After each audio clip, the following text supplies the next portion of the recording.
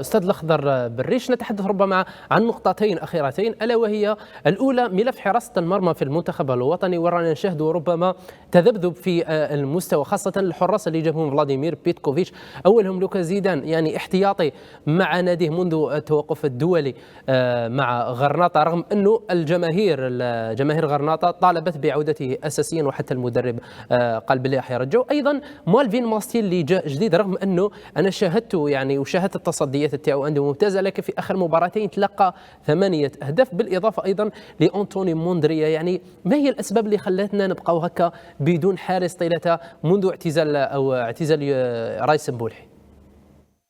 والله حتى رئيس مبولحي الذي أنهيت به وأبدأ به أنا لم يكن لديه فريق، لكن كان أساسي في المنتخب، وهذا طبعا شاذ يحفظ ولا يقاس عليه. يعني كان حارس مميز، كان حارس وفي للمنتخب، فقد والدته رحمها الله وبقي مع المنتخب. لم يكن يلعب لكن كان عفوا أساسي ويقدم خدمات كبيرة للمنتخب الجزائري.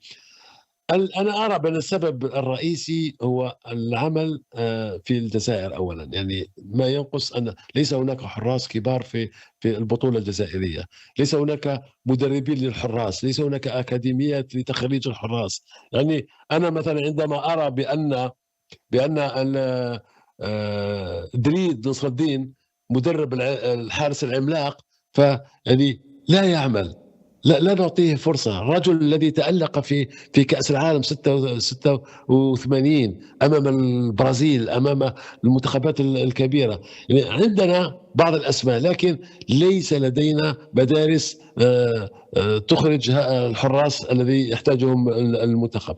أنا أرى بما أن المدرب غامر منذ البداية وجلب لوكا الذي تكون في ريال مدريد، وإن كان والده في ذلك الوقت كان مدربا لريال مدريد، لكن هو تكون في الفابريكا أي في مدرسة ريال مدريد، فلديه إمكانيات كبيرة حتى ولا يلعب الآن. يعني ممكن بما أنه لعب بطولة إفريقيا وتأقلم ودخل في الأجواء، وشاهدنا بأن هناك انسجام بينه وبين بقية اللاعبين. أنا أرى بأن الإبقاء على هذا الحارس أفضل، والتفكير من الآن في حارس آخر.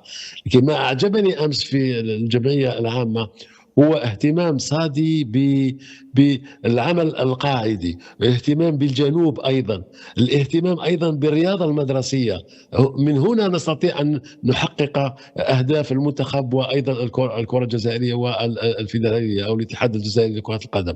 فأنا أرى بأن لوكا زيدان هو المرشح الآن ليكون الحارس الأول. نعم.